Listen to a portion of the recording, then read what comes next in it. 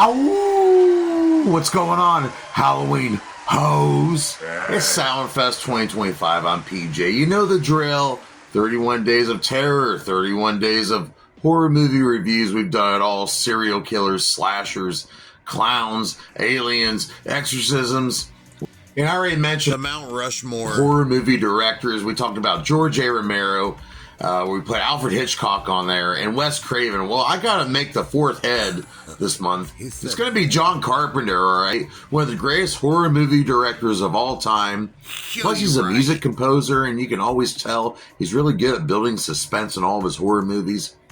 And people think movies like Halloween, The Thing, The Fog. He also did some non-horror movies like Assault on Precinct 13, but today we're going to go over a movie called Prince of Darkness from 1987. It's a Universal Picture movie written and directed by John Carpenter.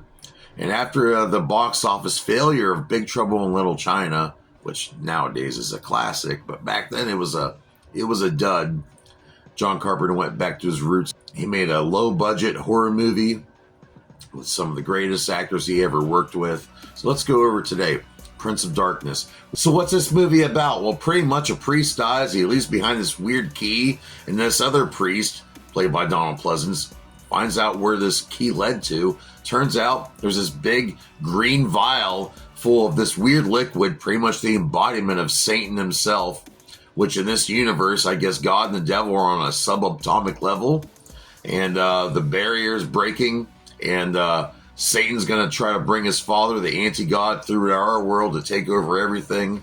It's an insane movie. It covers science and religion together in horror.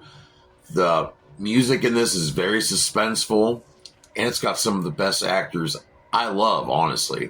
So the budget for this movie was $3 million, and it grossed out to be $14 million in the box office.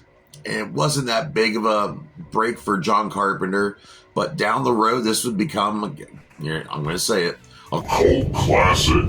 We got special effects in this movie, which were all done in camera, no post stuff. They all did it right there on the spot. Visual effects by Robert Gramier. Then we have special effects done by Kevin Guibel. And the makeup in this movie is done by Frank Caruso.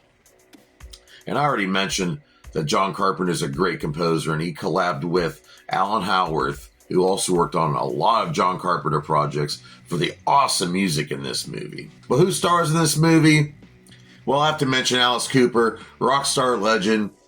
He always wanted to be in a horror movie, so he did a song for this movie, and John Carpenter gave him a role as this guy called the Street Schizo, because I guess the devil's influence is taking over the homeless people in the area. They're blocking everyone in the church. All the students from the college, and they're taking them over one by one. Anybody trying to get out, they're getting stabbed. You get to see Alice Cooper kill somebody. It's pretty interesting.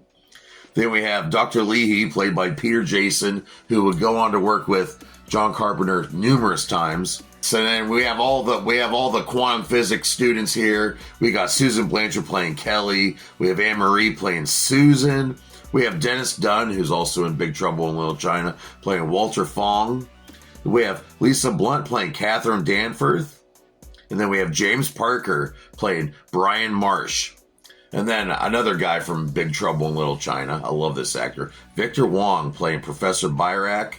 And starring in the movie, Donald Pleasance playing the priest. And if you didn't know, this is a part of the Apocalypse trilogy, which spanned over 13 years to release. It started with The Thing, and then it went to right here, Prince of Darkness, and then In the Mouth of Madness. And each one of these movies, they're not necessarily sequels, but they all have a doomsday feeling to them. They all have the sense of dread, the whole cosmic fear that we humans are just so insignificant to these gigantic gods out there. And that's the real horror behind this. And before this movie was filmed, he learned a lot about quantum physics and stuff like that. That's what gave him this idea for this movie. He wanted to merge religion and science as two scary things.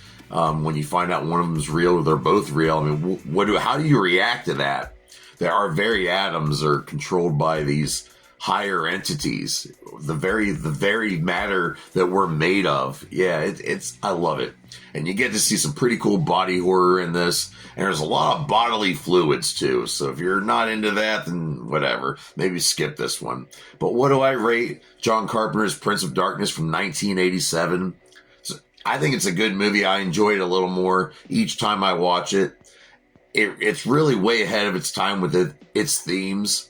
So I'm going to go ahead and give it a 3 out of 5 dog dicks. And that's a good rating. It really is. But, hey, we only got a couple more days left of Soundfest. I'm going to miss you guys while I ain't going anywhere.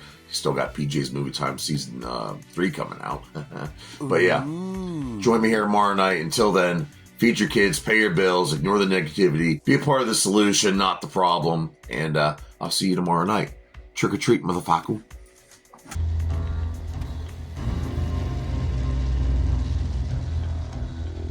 Well,